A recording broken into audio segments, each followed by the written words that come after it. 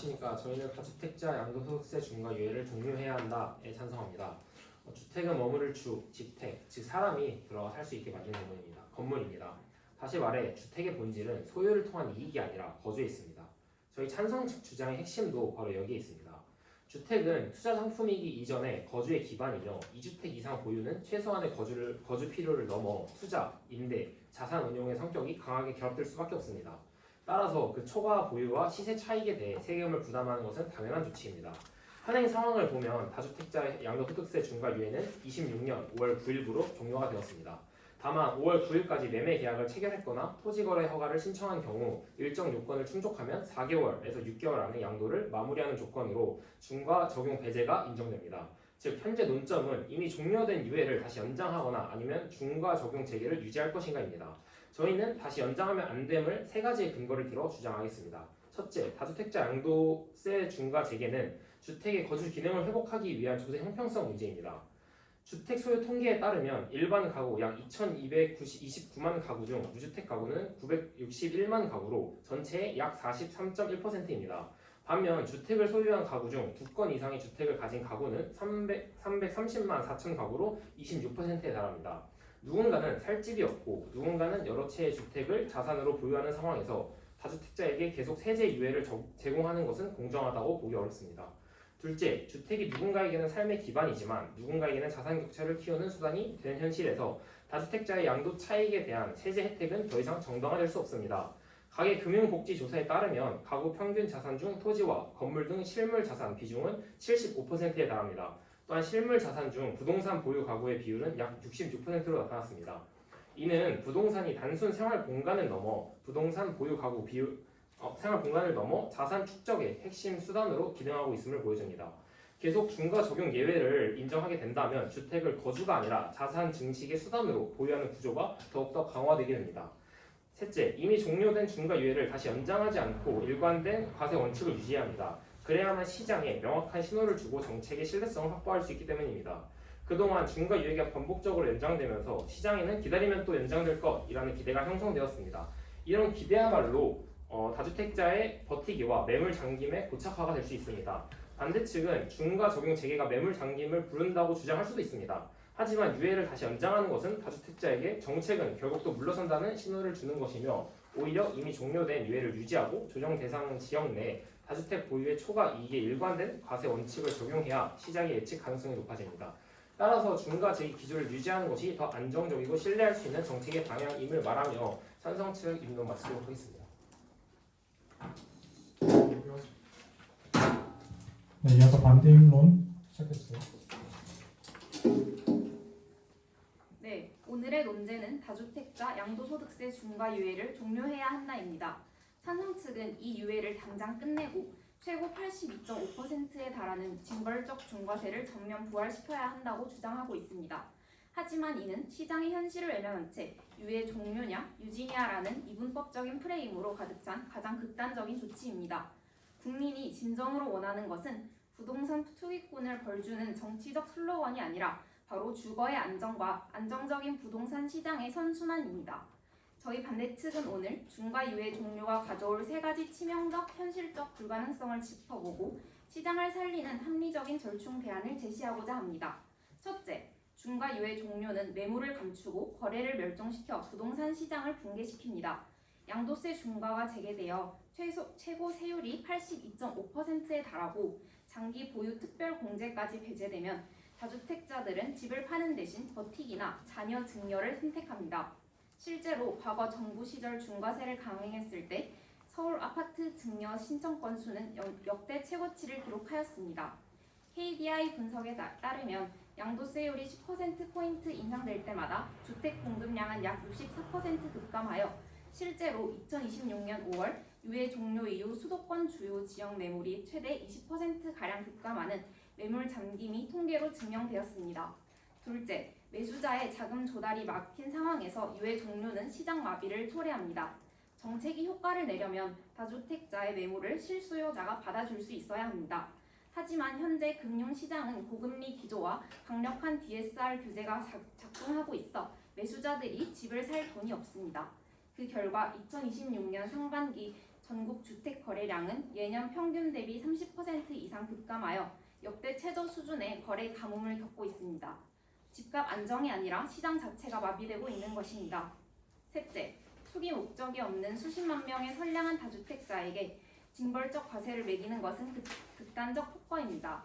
국세청 종부세 특례 데이터와 통계청 자료를 종합하면 전체 다주택자의 최소 15에서 20%는 약 40만 가구로 부모님 부양, 상속, 이직 등의 사유로 불가피하게 집을 갖게 된 선의의 다주택자입니다. 이들에게 일괄적으로 최고 세율을 때리고 물가 상승률을 반영하는 장기 보유 공제까지 빼앗아 자산 원금을 과세하는 것은 헌법상 과잉 금지의 원칙과 실질 과세 원칙을 정면으로 위반하여 조세 정의를 훼손하는 일입니다.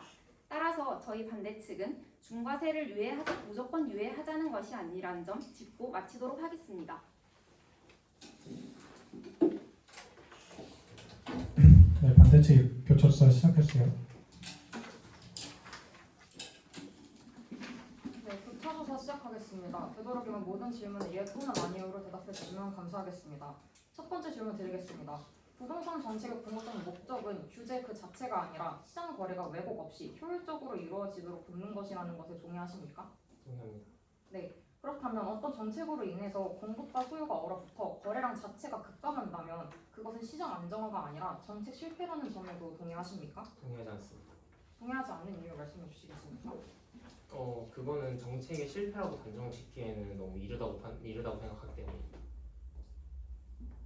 네, 그렇게 보기에는 유예 폐지 전후 서울과 경기와 같은 수도권의 아파트 매매 거래량이 급감했다는 점에서 어느 정도 정책 실패가 이미 수치로 증거가 나왔다는 점을 한번 말씀드리겠습니다. 네, 다음 질문 드리도록 하겠습니다. 국가가 국민의 기본권을 제한할 때에는 피해를 최소화해야 한다는 헌법상의 과잉 금지 원칙에 대해 동의하십니까? 알고는 있습니다. 네. 그렇다면 부동산 규제를 할 때에도 투기 목적이 아니라 이진이나 상속, 이사와 같은 불가피한 사유로 인해서 아파트를 많이 가지고 있는 다주택자들에게까지 획일적으로 무거운 세금이 물려서는 안 된다는 점에도 동의하십니까? 저희는 재산권을 침해하겠다라고 말씀드린 적이 없고 그냥 다주택자들에게 중과세를 부여하는 것이 좀 더 조세 형평성에 맞다라고 주장하였습니다. 네, 하지만 현재 통계 자료를 살펴보면 이제 양도세 중과 유예가 폐지되면 다주택자들에게 모두 일괄적으로 세금을 매기게 되는데 통계를 살펴보면 전체 다주택자의 15%에서 20% 숫자로 치면 약 40만 가구가 투기 목적이 없는 선의의 다주택자에 해당한다고 합니다. 이들을 투기권과 구별하지 않는 상태에서 일괄적으로 유예를 종료해 세금을 매긴다면 최고 81.5%까지 징벌적인 과세까지 매기게 될 수 있는데 이는 이제 국가가 국민의 기본권을 제한할 때 피해를 최소화해야 한다는 과잉 금지 원칙을 정면으로 위배하면서 40만 가구의 선량한 국민을 잡는 극단적인 규제일 뿐이라는 점 말씀드리겠습니다. 마지막 질문 드리겠습니다. 찬성 측이 주장하는 양도세 중과 유예의 핵심 목적 중에 하나가 다주택자의 투기성 자산을 시장에 매물을 유도하거나 혹은 그 투기로 인한 소득을 환수하기 위함이 맞습니까? 다시 한번 말씀해 주시겠습니까? 중과 유예 종료의 주 목적이 투기 자산을 시장에 매물로 풀거나 혹은 투기로 인한 소득을 제한하겠다는 게 맞습니까? 저희는 그런 말을 한 적이 없습니다.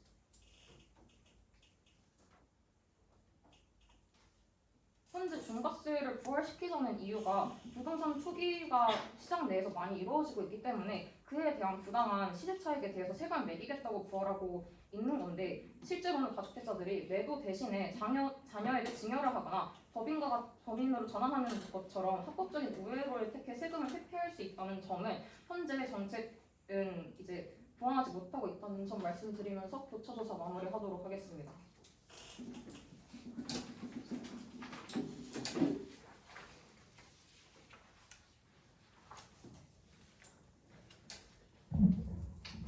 네, 시작하도록 하겠습니다.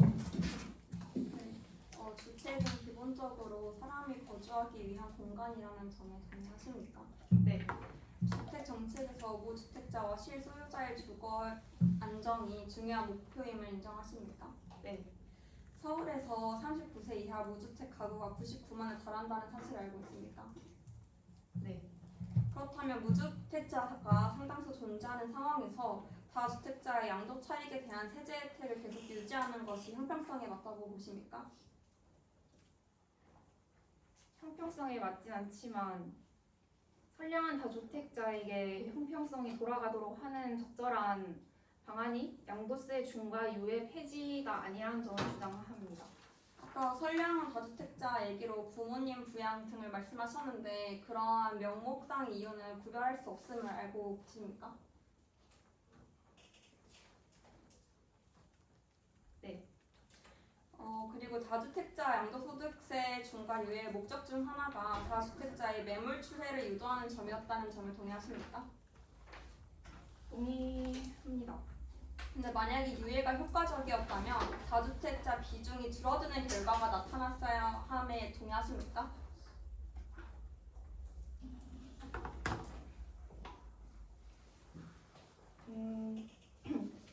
동의하지만 유예 폐지로도 이를 증가시킬 수 있다고 생각하지 않습니다. 그건 자유토론 때 말씀드리도록 하겠습니다. 관련해서 더 이어서 얘기를 해보자면 2024년 주택 소유 통계에서 다주택자 비중이 14.9% 수준으로 정체되어 있다는 사실을 알고 계십니까? 알게 되었습니다. 네, 알겠습니다. 그리고 아까 팔지 않고 그냥 보유하고 있는다. 그래서 매물 잠김의 우려에 대한 말씀을 해주셨는데 세제 변화가 단기적으로 혹시 이 점에 대해서 유예 종료를 언제까지 해야 한다고 생각하십니까? 다시 한 번만 말씀해 주시겠습니까? 다른 질문으로 넘어가도록 하겠습니다. 아까 세율 82.5%를 언급해 주셨는데 혹시 최고 세율 82.5%가 과도하다고 주장하시는 겁니까? 이제 투기 목적이 아닌 사람들에 대해서 82.5%까지 부과하는 것은 징벌적이라고 생각을 하고 이는 투기의 근본적인 원인을 해결하지 못한다고 생각합니다. 82.5%는 최고 세율이고 기본 세율은 6%에서 45%이고 거기서 20%에서 30%로 가산된다는 점 알고 계십니까? 네. 자리에서 마무리하도록 하겠습니다. 네, 자유토론은 반대 측 3번 토론제부터 시작하도록 하겠습니다. 네, 일단은 저희 찬성 측 입론을 들어보고 그리고 저희 반대 측 주장을 정리해 보면 사실 저희도 주거가 굉장히 중요하다는 점은 동의를 합니다. 어쨌든 간에 이게 부동산 시장에 대한 정책이니까 이 시장의 효과나 이제 목적 같은 경우는 당연히 이런 국민들이 일반 국민들이 무주택자들이 주거를 하는 게 당연히 목적이어야 되는데 저희는 왜 반대를 하고 있냐? 바로 지금 그 주거가 목적을 잘 이루고 있지 못하기 때문인데요. 그 이유를 저희가 이제 말씀드리겠습니다. 일단 입론에서도 저희가 말씀을 들었는데 이제 이 5월 9일 날 이제 그만두고 나서 그 5월 9일 날 이게 유예가 종료되고 나서부터는 이 주택 매물이 KDI에 따르면 이제 20% 가량 급감했다는 통계가 있고요. 그리고 매수자 같은 경우에는 아직도 금리가 굉장히 높고 그리고 DSR 같은 이 대출 규제도 계속해서 유지 중이기 때문에 매수자 같은 경우에도 매물도 안 풀리는데 더불어서 살 돈도 지금 마련을 못하는 상황이기 때문에 거래량도 계속해서 감소하고 있다는 통계가 있었습니다. 즉 저희가 말하고자 하는 건 뭐냐? 저희도 주거를 당연히 중요시하게 생각합니다. 근데 주거를 하려면 부동산 시장에서 거래가 되어야죠. 근데 거래가 잘 이루어지지 않는 이 정책이 거래가 잘 이루어지지 않고 있기 때문에 저희는 이 정책에 대해서 반대하고 있다는 걸 말씀을 드리고 싶고요. 그리고 그런 시간이 됐습니다. 네, 발언 시간 종료되었습니다. 네, 그런 논리대로라면 유예를 했을 때 뭔가 시장이 잘 돌아가야 하는데 유예를 4년간 다주택자에게 세금 혜택 유예를 줬지만 근데 다주택 비중이 14.9%로 변화하지 않았습니다. 그러면은 오히려 이거를 유예를 폐지해야 하는 거 아닌가요? 처음으로 가겠습니다. 그리고 방금 아까 이 정책이 종료되고 나서 20% 가량 급감했다라고 말씀을 해주셨는데 종료되기 직전에는 오히려 매물이 급매 현상이 일어나서 오히려 30% 가까이 더 높은 매매 현상이 나타났습니다. 그럼 이는 결국 그냥 단기적으로 나타나는 일시적인 현상일 뿐이지 이 정책 가지고 이 매물이 줄어들었다, 늘었다라고 하기에는 아직 너무 과도한 해석이다라고 말씀을 드리고 싶고요. 그리고 한 가지 물어보고 싶은 게 그 무고한 15에서 20%의 다주택자가 있다라고 말씀을 해주셨는데 이 무고한 다주택자가 전부 다 조정 대상 지역 내의 다주택자인지 한번 여쭤보고 싶습니다. 당연히 이거는 전부 다 조정 대상 내 지역 내 그 다주택자는 아니고요. 일단 먼저 그 과도한 해석이라고 말씀을 하셨는데 그거는 저희도 똑같이 말씀드릴 수 있는 게 당연히 이 다주택자 입장에서는 5월 9일 이후로 세금을 갑자기 엄청 받는다고 하는데 당연히 그 전에 팔아야 되겠죠. 그래야지 더 이윤이 크니까. 그거에 대해서는 당연히 저희한테도 과도한 해석이라고 볼 수가 있고 그리고 이제 15% 20%라고 말씀을 드렸던 점을 저희가 언급한 이유는 저희가 조사한 결과 다주택자 약 330만 명으로 조사하신 그 퍼센테이지 중에서 이제 20% 정도가 한 50만 명 정도가 이제 투기 목적이 없는 선의의 다주택자로 저희는 분류를 했거든요. 근데 이 수치가 이제 당연히 투기를 목적으로 다주택자를 가지고 있는지를 정확히 뭐 하나하나 분석해서 할 수가 없기 때문에 저희가 국세청의 종합부동산세 특례 신청 데이터와 통계청의 연간 주택 거래량 중 갈아타기 데이터를 최소한으로 다 산정을 해가지고 한 데이터가 20%입니다. 그러니까 최소한으로 가지고 있는 그런 선량한 다주택자가 40만 명 정도라는 거고 당연히 더 계산을 하면 당연히 더 있을 수 있겠죠. 근데 아까 99만 명의 무주택자를 그렇게 고려를 하셔가지고 이 정책에 대해서 그 계속해서 유지를 해야 된다고 말씀하셨는데 지금 저희가 최소한으로 산정한 게 50만 명인데 어떻게 보면 사실 이런 그 선량한 다주택자에 대해서 어떤 방안 같은 게 있으신지 저희는 여쭙고 싶습니다. 그리고 일단 한 가지 말씀을 드리자면 이게 조정 대상 지역 내가 아니라고 한다면 사실 중과세 부여를 하지 않고 있거든요. 우리나라 청중들은 지금 잘 모르시겠지만 이 조정 대상 지역이라는 게 서울, 경기권 같이 집값이 물가 상승률의 2배 이상 뛰는 지역 내에서만 이 중과세를 부과하고 있고 그 외의 지역은 중과세를 부과하고 있지 않습니다. 그렇다는 말은 이 15에서 20%를 전부 다 중과세를 내고 있는 사람이 아니다. 그냥 내지 않고 기본세만 내는 사람들도 압도적으로 많다라는 말씀을 드리고 싶고요. 그리고 아까 교차조사에서 분명히 투기 목적이 있는지 아닌지를 명목적으로 확인할 수 있는 방법이 없다라고 말씀을 하셨는데 왜 그 15에서 2%가 무조건 선량할 것이다 라고 가정을 하고 말씀을 해주시는지에 대해서 한번 말씀해 주시겠습니까? 무조건 가정을 한다기보다는 당연히 투기 목적을 가지고 있는지 없는지를 다주택자들에게 하나하나 물어봐서도 정의롭게 대답할 리가 없기 때문에 저희는 그 최소한의 데이터, 예를 들어서 종합부동산세 특례 신청, 뭐 예를 들어 상속이나 지방 저가주택을 구매하는 그런 사람들이나 아니면 연간 주택 거래량 중에 갈아타기를 하는 그런 사람들의 수요 비율을 최대한으로 산정을 해서 객관적으로 이러한 사람들은 그런 의도를 가지고 있지 않을까로 당연히 저희는 분석을 한 거고요. 이런 분석조차 없으면은 저희가 어떤 정책에 대해서 당연히 정책을 저희가 실행을 할 때 가정 없이 모든 걸 다 분석하고 하는 건 아니기 때문에 이런 점에 대해서는 저희가 당연히 가정을 할 수밖에 없었던 거고 그리고 그 저희가 말씀드리고 싶은 게 아까 이제 교차조사 때 투기 억제에 대해서는 관련이 없다라고 말씀을 하셨는데 이 발제문이 만들어진 의도 자체가 투기를 하는 그런 다주택자들이 너무 많아지면서 가격이 올라가고 그래서 무주택자들은 이제 주거를 못하게 되는 그 이유가 가장 커서 이 제도를 만들게 된 거였거든요. 근데 그러면은 이 제도로 인해서 투기 억제가 돼야 되는 건데 혹시 그럼 그 찬성 측은 투기 억제가 어떻게 되고 있다고 생각하시나요? 일단 자꾸 투기를 얘기해 주시는데 저희가 이제 그런 저희 일단 투자라는 얘기를 드리고 싶고요. 이런 게 저희 투자 안 막습니다. 당연히 그냥 살 수 있는 거고 자본주의 사회에서. 근데 다만 그 사서 이거 집을 그냥 놀리는 게 아니라 단지 이걸 웬만한 목적에서 사실 이걸 다주택 임대나 그런 수요 돌려서 그 주인이 수익을 얻는 거지 않습니까? 그런 얻는 수익에 대해서 그냥 과세를 하겠다. 그러니까 돈을 번 거에 대해서 정당한 대가를 내라 그런 의미입니다. 투자랑 투기의 차이를 혹시 한번 설명해 주실 수 있나요? 부동산 시장에 대해서. 일단 거진 잠시만요. 그러니까 저희가 말씀드리면 이제 투자와 투기의 차이를 저희가 정확히 저도 이렇게 어휘적으로 구성을 하는 것은 이 토론에서 별로 의미가 없는 것 같고 일단 한 가지 확실하게 하고 싶은 거는 저희는 다주택자들을 투기꾼이라고 표현을 한 적이 없다라는 것만 알아주시면 되겠습니다.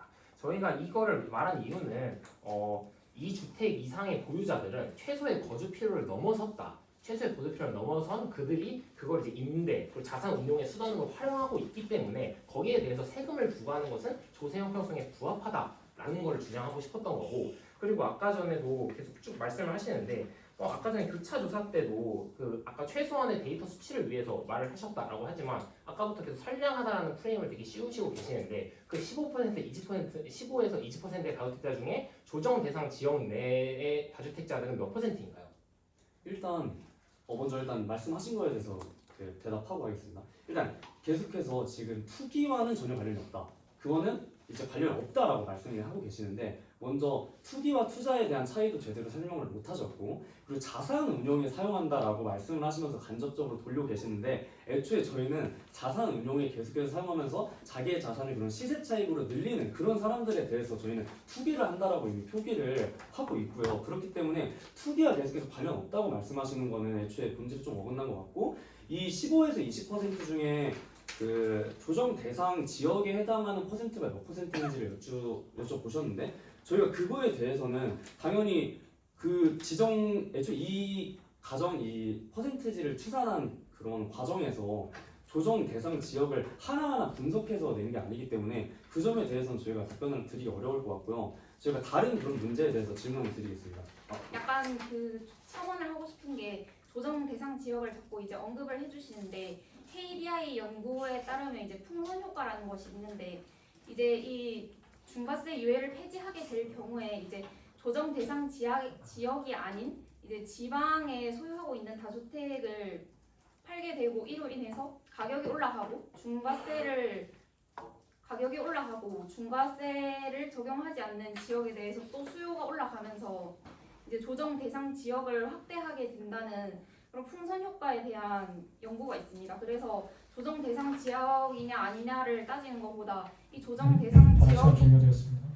우선 계속 투기에 대해 말씀을 해주셨는데 우선 애초에 그 4년간 한시적인 유예를 예정대로 종료한 것이 조세 형평성을 회복하고 매물 출회를 통해 무주택자의 내 집 마련에 기여하는 정당한 정책 강화이지 않습니까? 네, 그런 맥락에서 이거 종료를 예고하자마자 매물이 40% 증가했고 그로 인해 무주택자가 1.1만 명을 집을 실제로 샀습니다. 네, 그러한 맥락에서 선량한 다주택자를 얘기하시는데 다주택자는 이미 집이 많으니까 자기가 살 집도 있고 오히려 무주택자 내가 지금 당장 살 집이 없는 사람들에게 기회를 주는 것이 조금 더 정당하지 않는지 여쭤보고 싶습니다. 저 얘기하고 싶은 이제 게 있는데 이제 무주택자를 보호해야 한다고 말씀해 주셨는데 이제 이 무주택자를 보호하기 위해서 이 양도소득세 중과의 유예를 폐지하였을 때 이제 민간에서는 이제 전월세난으로 인해 무주택자가 오히려 더 피해를 겪는 현상이 일어나고 있습니다.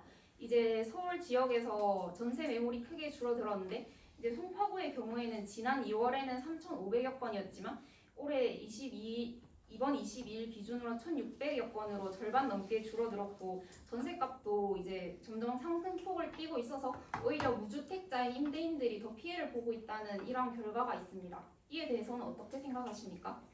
일단 양도세 사실 저희가 그런 거 문제라고 충분히 생각하고 있습니다. 이런 양도세 자체가 양도세뿐만 아니라 이런 기본적인 세금이 나면은 공급자가 당연히 이걸 전가하는 그런 현상이 있긴 한데 저희가 그거를 두려워서 양도세를 폐지하는 건 이거 좀 다른 문제라고 생각합니다. 그러니까 이거는 실월세나 그런 쪽으로 해결해야 하는 문제지 이게 이런 현상이 있으니까 양도세 중과는 안 된다는 그냥 애초에 정책 목적성이 다른다고 생각을 합니다. 그 점에 대해서는 또 말씀을 드리고 싶은 게 계속 선량한 주택자 이렇게 저희도 계속 말씀을 드리고 있는데 그런 일련의 현상을 가지고 그런 정책에 고려하면 안 된다라고 말씀하시는 거는 저희도 당연히 선량한 주택자 현상을 가지고 계속해서 이 제도가 이제 잘못됐다고 말씀을 드리는 거기 때문에 그 점에 대해서는 서로서로 좀 모순이 되는 게 있는 것 같아서 다른 점에 대해서 여쭤보겠습니다. 계속해서 이제 이 5월 9일 이전으로 매물이 40% 증가했다, 급격하게 증가했다고 이제 말씀을 해주셨어요. 근데 저희는 이제 이 통계를 직접 들고 왔는데 부동산 빅데이터 플랫폼인 아시를 보면은 5월 31일 기준으로 4월 달에는 서울에 이제 8,559개의 매물이 있었는데 5월 달에는 4,502개의 매물로 줄어들었고요. 경기도 같은 경우에는 5,000개 이상의 매물이 이제 줄어들었다고 합니다. 즉 어쨌든 간에 물론 매물이 40% 증가할 수 있습니다. 결국에 근데 보면은 5월 9일 이후로 매물이 계속해서 줄어들고 있는 추세를 가지고 있는 것도 사실입니다.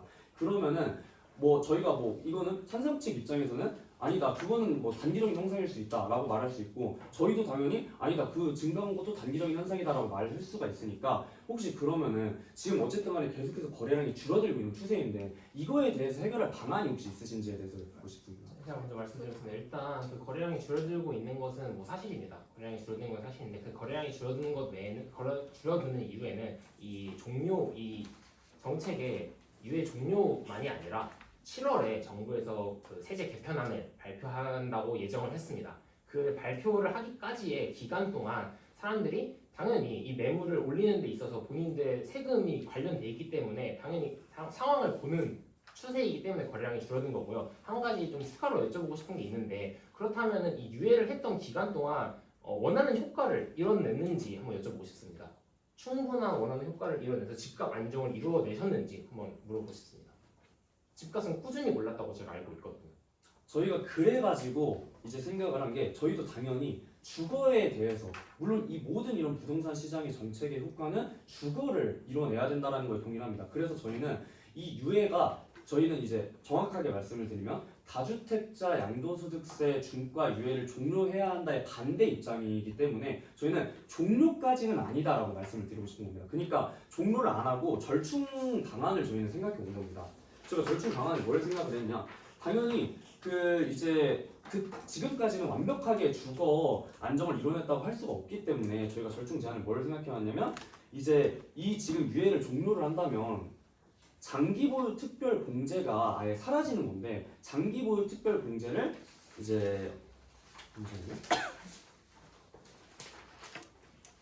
보유 기간에 따라서 다시 차등적으로 부활을 해가지고 이제 단기적으로 투자 목적이나 투기 목적으로 하는 사람들에게는 이제 당연히 그런 세금을 계속해서 내게 하고 장기 보유 특별 공제를 통해서 계속해서 오래 갖고 있는 사람들한테는 차등적으로 세금을 덜 내게끔 해가지고 더 형평성에 맞게 하는 거고 그리고 주택 유형이나 지역별로 중과세를 차등하게 적용을 해가지고 저희는 세금 이런 조세 아까 말씀하셨던 형평성을 지키려는 그런 절충 제안을 갖고 왔습니다. 네. 근데 혹시 다른 방안이 있으신지 혹시 한번 여쭤보고 싶습니다. 근데 이미 종료돼 있는 거 아닌가요? 네 맞습니다. 네, 종료돼 있는데 종료하지 않기 위한 절충안이 그러니까 종료를 하지 않기 위한 절충안이 아니라 이제 종료를 했잖아요. 그래서 저희는 이제 반대하는 입장이니까 이거를 다시 살리되 절충 방안까지 같이 고려하겠다는 말씀입니다. 그럼 저희도 전세난에 대한 뭐 그런 뭐 대안이 있냐 이런 식으로 물어보시는 네, 것 같은데 그러면 다주택자에게 그 공공임대 확대나 청년 신혼부부 임대주택 공급 등 공급 정책으로 오히려 개편할 수 있지 않습니까? 이거를 꼭 양도소득세 관련한 정책이 아니라 공급 정책으로 오히려 이런 건 문제를 해결해야 할 문제라고 생각합니다.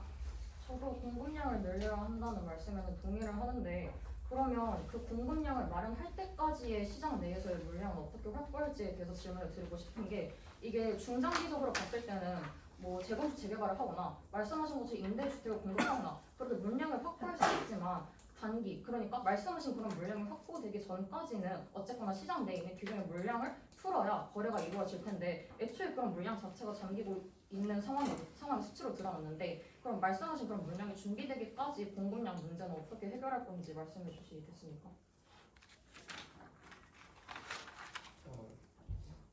일단 양도세 지금 그러니까 지금 저희 공급이 사실 단기간에 안 되는 건 저희도 인정을 하는데요. 그래서 저희 지금 보유세라고 알고 계십니까? 종합부동산세? 네. 설명해 주시죠. 그러니까 부동산 들고 계시면은 거기에 대해서 이제 재산이지 않습니까? 부동산도 당연히 거기에 대한 세금이 나가는데 현재 지금 한국 보유세 실효세율이 0.15%입니다. 이 말이 즉슨 그냥 다주택 지금 양도세가 꽤 높은 상황이죠. 근데 보유세가 낮으니까 그냥 다주택자는 그냥 들고 있는 게 이득인 상황입니다. 지금 팔면은 이제 시세 차익에서 세금이 떼어지니까 팔기에는 아까운데 그냥 들고 있기에는 세금이 그렇게 부담되지 않는 상황이라고 말씀을 드리겠습니다. 일단은 나쁘지 않으니까 그냥 들고 있는 게 훨씬 더 이득이고 그렇기 때문에 매물 잠김이 일어나는 겁니다. 현재 상황에서 그렇기 때문에 지금 일단 그런 매물을 풀기 위해서는 일단 보유세를 올리는 게 정답이라고 생각을 합니다. 그렇죠. 근데 보유세는 매물을 가지고 있을 때 가지고 있는 동안 내는 세금이고 양도세는 내가 그 매물을 팔 때 내는 세금인데 그러면 둘이 다른 거 아니에요? 다른 건데 그러니까 제가 가지고 설명드리도록 하겠습니다. 현근님 하신 말씀이 그 양도세 지금 이 양도세 중과 유예 때문에 중과세가 있지 않습니까? 이 중과세 때문에 매물 장리 현상을 해결하기 위해서는 보유세도 같이 올려서 집을 보유하고 있어야 보유하고 있는 사람들한테 세금을 부과해야 이 매물 장리 현상이 해결될 것이다라는 말씀을 해주신 거고 또 한 가지 좀 추가로 말씀을 드리고 싶은 게 양도세 중과가 시장에 부담을 준다라는 거는 저희도 어느 정도 인정을 하고 있습니다. 하지만 이게 지금까지 4년 가까이 한시적인 유예 상태로 쭉 이어져 왔지 않습니까? 근데 이 정책이 실질적으로 큰 효과를 이루지 못했다라고 지금 평가가 되고 있고 이재명 정부에서 그렇기 때문에 다시 이 다주택자들이 한 가구 본인이 실거주하고 있지 않은 가구에 대해서 세금을 부과하는 게 정당하다라고 판단을 해서 정부가 다시 이 정책을 유예를 종료하고 정책을 실행한 거거든요. 근데 이게 왜 부당하다고 말씀하신 건지 한 번 더 설명 제대로 해주시겠습니까? 이 정부에서 선택을 한 정부에서 이 정책이 그전 정책에 유예했을 때 효과를 크게 이루지 못했기 때문에 지금 정책을 다시 실행해야 한다라고 판단을 했는데 이 판단이 잘못된 판단이다라고 생각하시는 이유가 무엇인지 궁금합니다.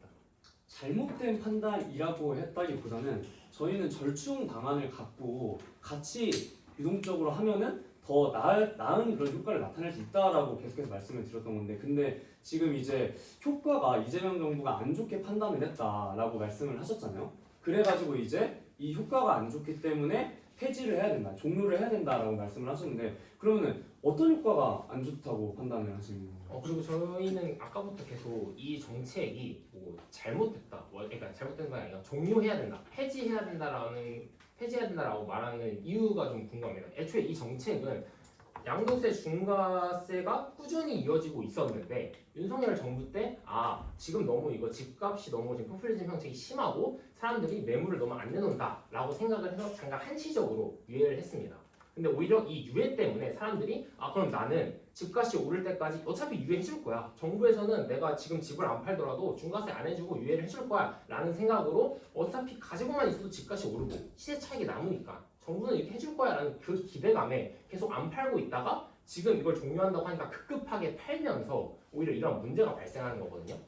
그렇긴 합니다. 근데 저희가 이게 제도냐 아니냐 이 제도를 종료해야 되냐 폐지해야 되냐 이런 식으로 말씀하면은 좀 안 된다고 말씀을 하셨는데 이게 지금 제도냐 아니냐랑 상관없이 어쨌든 간에 유예가 4년 정도 이어져 왔으면 이거에 대해서 폐지를 하냐 마냐에 대해서 더 본질적으로 집중해야 되는 게 맞는 거고 폐지가 아니라는 말씀을 드리고 싶은 네, 겁니다. 종료해야 된다고 제가 말씀드렸어요. 종료를 해야 되는 게 이제 종료해야 된다는 입장이시니까 네. 그게 맞는 거고 그래가지고 저희가 이제 계속해서 드리고 싶은 거는 그 아까 보유세랑 양도소득세를 더 올리면 된다라고 하셨잖아요. 매물을 증가하시려면.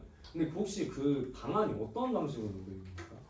일단 양도세가 이제 이게 시장 어떻게 내는지에 대한 간단한 설명을 드리자면은 양도세라는 게 결국은 팔고 시세 차익이 났을 때 떼는 세금인 거잖아요. 그러면 그 세금 떼고 난 부분이 사실 많고 싶지 않을 겁니까? 그러니까 일단 지금 사는 가격을 낮추고 싶어 합니다.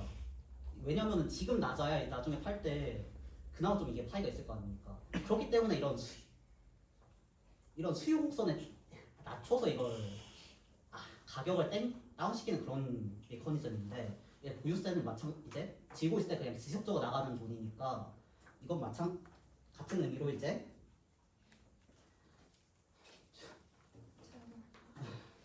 그러니까 이제 다주택자 선택을 할 때 양도세만 가지고 판단하는 건 아니지 않습니까? 근데 만약에 보유세를 올린다, 그럼 내가 가지고 있어도 부담해야 되는 돈이 올라가니까 그럼 그것까지 고려를 했을 때 팔 가능성이 높아진다는 겁니다.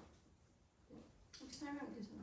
그리고 첨언하도록 하겠습니다. 그리고 아까 전에 인론에서 시장이 마비된다, 매수자들이 집 살 돈이 없다라고 말씀을 해주셨는데 이 집 살 돈이 없다는 것이 이 다주택자들이 세금을 내지 않아야 하는 이유는 아니라고 생각이 드는데 왜 그렇게 생각하시는지 여쭤보고 싶습니다. 매수자들이 집 살 돈이 없다는 것이 왜 다주택자들이 세금을 내지 않아도 되는 이유가 되는지에 대해 여쭤보고 싶습니다. 저희는 그런 인과관계를 사용한 게 아니라 매수자들이 살 돈이 없다, 부족하다 이런 거를 말씀드린 이유는요. 저희는 시장 실패라는 이 정책이 이 정책이라는 게 아니라 이 종료해야 된다는 입장이 시장 실패라는 것과 가깝다는 걸 설명하기 위해서 말씀드린 겁니다. 근데 그게 왜 가깝냐면 시장 실패라는 거는요, 이제 그 거래가 자원이 효율적으로 분배되지 않았을 때 시장 실패라고 하고, 그 말은 지금 부동산 시장에 따지면 무주택자들이 주택에 못 사는 걸 말하겠죠. 근데 매물이 줄어들고 수요자들도 살 돈이 없어가지고 수요가 감소하니까 자연스럽게 거래량이 감소합니다. 즉 이 말은 이 자체가 거래가 잘 효율적으로 안 됐기 때문에 시장 실패라는 것과 가깝다라는 걸 말씀드리기 위해서 말씀드립니다. 그 부분은 저희도 어느 정도 동의하는 바입니다. 사실 서울 집값이 너무 나도 비싸기 때문에 사실 매도자들이 돈을 살 돈이 충분하지 않다라는 것은 저희도 동의하는데, 그것이 왜 다주택자들이 세금을 내지 않아도 되는 이유에 귀결되는지에 대해서 여쭤보고 싶습니다. 그걸 여쭤보는 겁니다. 끝났군요. 그 타임하고 살짝 고작동이 있어가지고 잠시만요.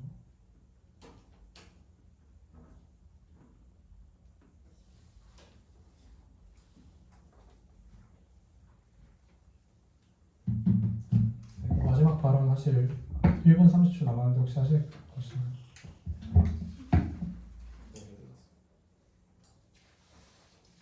네, 1분 30초. 반대측 입론에서 세율 85% 얘기하면서 부동산 시장이 거래가 안 되고 거래가 활성화되지 않고 오히려 자녀 증여를 선택한다고 말씀하셨는데, 이거는 다주택자의 양도세 중과 유예에서도 마찬가지로 일어난 현상이었습니다. 그래서 이거는 타당한 논거가 될 수 없다고 생각하고요. 그리고 말씀하신 대로 최고 세율도 계속 언급을 하셨는데, 모든 주택에 대해서 최고 세율이 언급되지는 않는다는 점 알고 계셨으면 좋겠습니다.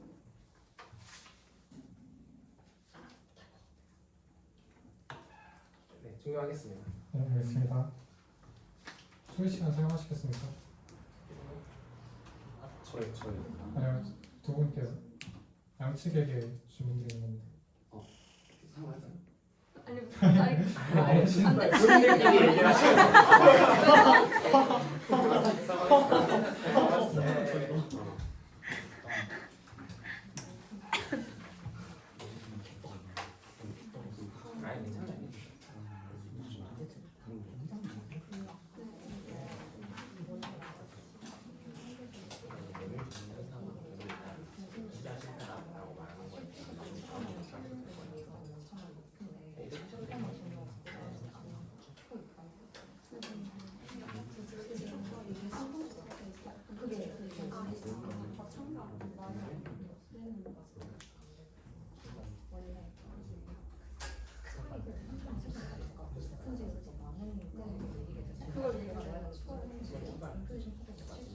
그래도 그걸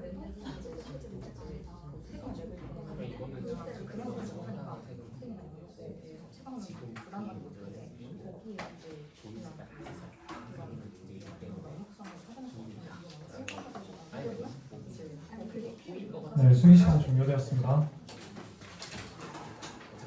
네, 수기 시간 종료되었습니다. 반대측 마무리 발언 시작해주세요. 청중 여러분, 그리고 찬성 측 토론자 여러분, 오늘 저희는 다주택자 양도세 중과 유예 종료라는 제도를 두고 치열한 논쟁을 벌였습니다. 찬성 측은 조세 형평성과 조세 형평성을 포함한 당위성을 강조하셨습니다. 하지만 부동산 정책은 이념이나 도덕적 선악의 문제가 아닙니다. 정책의 성패는 오직 시장 유도와 결과로만 증명되어야 합니다. 아무리 의도가 좋아도 시장을 망가뜨린다면 그것은 실패한 정책이라고 볼 수 있겠죠. 결국 정책은 이론이나 이상으로만 해결되는 것이 아닌 그 자체로 현실이라는 것입니다.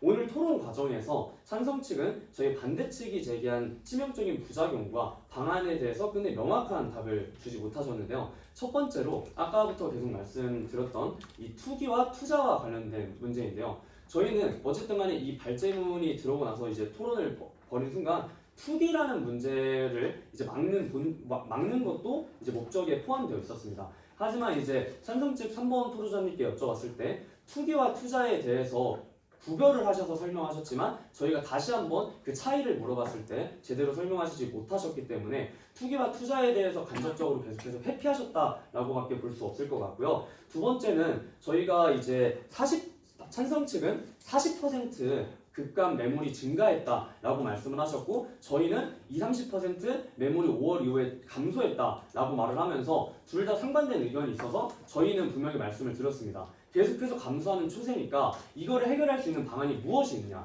근데 이제 삼성 측에서 말씀하셨던 거는 양도세와 이제 보유세를 늘리는 것이다. 근데 양도세와 보유세를 늘리는 것에 대해서 어떤 식으로 해결 방안이 나왔냐 그 과정을 여쭤봤을 때는 구체적으로 완전히 설명하지는 못했다고 판단이 듭니다. 게다가 양도세는 애초에 그 한계도 굉장히 많고 그리고 부담감도 굉장히 높은데 그 과정에서 양도세와 보유세를 더 늘린다고 하는 그런 해결 방안은 지금 훨씬 더 부담감이 큰 잘못된 해결 방안이라고 생각을 하고요. 지금 결국에 저희 이 부동산 시장의 정책은요. 국민들이 간절히 원하는 것은 투기 세력에 대한 징벌이나 그런 것들이 아니라 결국에 내 집에서 편안히 살 수 있는 주거의 안정입니다. 정부가 시행하는 이 부동산 정책의 본질 역시 당연히 국민의 주거 안정에 있어야 합니다. 투기자에 대한 처벌과 단죄는 당연히 법원의 영역이고 정책의 목적이 될 수가 없습니다. 시장을 억누르기만 하는 규제의 끝은 언제나 매물 가뭄과 서민으로서의 세금 전가라는 부작용뿐이었습니다. 이제는 시장의 순리를 거스르는 유예 종료를 멈추어야 합니다. 현실적이고 정교한 아까 말했던 저희가 말한 절충 방안을 통해서 부동산 시장의 진정한 연착륙을 이끌어내야 할 때입니다. 이상으로 반대측 최종 변론을 마치도록 하겠습니다. 감사합니다. 네, 그 마무리 발언에 앞서가지고 원래 마무리 발언이 2분이거든요. 근데 타이머가 3분으로 되어 있어가지고 이번 한정해서 3분으로 해드리겠습니다. 선배님께서는 3분 더 사용하셔도 됩니다. 없어지 길다. 왜 이렇게 짧은데? 대한민국 헌법 제35조 제3항은 국가는 주택개발 정책 등을 통하여 모든 국민이 쾌적한 주거생활을 할 수 있도록 노력해야 한다고 명시하고 있습니다. 국가가 보호해야 할 최우선의 가치는 주택을 통한 자산 증식이 아니라 국민 모두 안정적인 거주에 있다는 선언입니다. 오늘 저희 찬성 측이 다주택자 양도소득세 중과 유예를 종료하고 현재의 중과 재개 기조를 유지해야 한다고 강력히 주장한 이유가 바로 여기에 있습니다. 그러나 현재 우리 사회의 주거 현실은 어떻습니까? 절반에 가까운 국민이 내 집 없이 불안정한 주택시장을 떠도는 동안 한편에서는 한정된 재화인 주택이 자산 축적의 핵심 수단으로 기능하며 격차를 벌이고 있습니다. 주택이 삶의 보금자리를 넘어 투자와 자산 형성의 수단이 될 때 청년 세대와 무주택 서민들은 평생을 잃어 주거 사다리를 올 수 없다는 절망감에 직면하게 됩니다. 이 왜곡된 구조를 바로잡고 무너진 조세 정의를 세우는 것이 바로 초과 보유와 투자 이익에 상응하는 정당한 세 부담입니다. 더불어 정책이란 일관성과 신뢰성이 필수적인 요소입니다. 그동안 양도세 중과 유예가 반복되면서 시장에는 기다리면 또 완화될 것이라는 기대가 형성되었습니다. 이러한 불확실성을 과감하게 끊어내고 정부 정책에 대한 예측 가능성을 높이는 유일한 길은 유예를 종료하고 예외 없는 과세 원칙을 밀고 나가는 것입니다. 원칙이 바로 서야만 시장의 혼란이 줄어듭니다. 반대측은 매물장기가 가져올 시장 경색을 우려를 하셨지만 진짜 시장을 흔드는 것은 이런 중과세 자체가 아니라 원칙 흔들림입니다. 정부가 일관된 과세 신호를 명확히 고수해야 시장의 눈치 싸움이 끝이 나고 장기적인 안정세가 확보될 수 있습니다. 유예 조치를 종료하고 일관성을 지키는 소신만이 부동산 시장을 정상화하는 유일한 길입니다. 주택은 사는 것이 아니라 사는 곳입니다. 주택의 초과 보유와 자산 증식에는 그가 걸맞은 사회적 책임이 따르는 것이 공정입니다. 국민은 안정적인 거주권이라는 헌법 가치를 수호하고 미래 세대에게 건강한 사회를 물려주기 위해 다주택자 양도세 중과 재개 기도는 흔들림 없이 유지되어야 합니다. 감사합니다. 네, 이상으로 토론입니다.